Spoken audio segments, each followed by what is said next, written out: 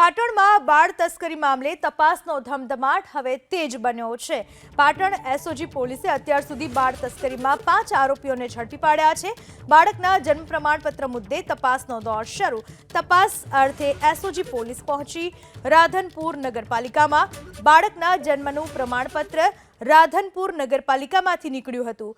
કયા દસ્તાવેજોના આધારે પાલિકાએ જન્મ પ્રમાણપત્ર આપ્યું તેની તપાસ કરાઈ રહી છે। બાળ તસ્કરીમાં અત્યાર સુધીમાં 5 આરોપીઓ પોલીસના સકંજામાં આવી ચૂક્યા છે। પાટણ જિલ્લામાં આખો બાળ તસ્કરીનો મામલો સામે આવ્યો। પ્રાથમિક તબક્કામાં જે જાણવા મળ્યું છે, તપાસના અંતે આશરે 10 જેટલા બાળકોની તસ્કરી કરવામાં આવી છે।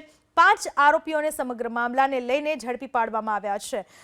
આ વિશે વધુ માહિતી આપવા આપણી સાથે જોડાઈ ચૂક્યા છે મારા સંવાદદાતા એઝાઝ મંસૂરી। એઝાઝ, કઈ રીતની તપાસ આ કેસમાં આગળ હાથ ધરવામાં આવી છે? જન્મ પ્રમાણપત્રને લઈને શું જાણવા મળ્યું?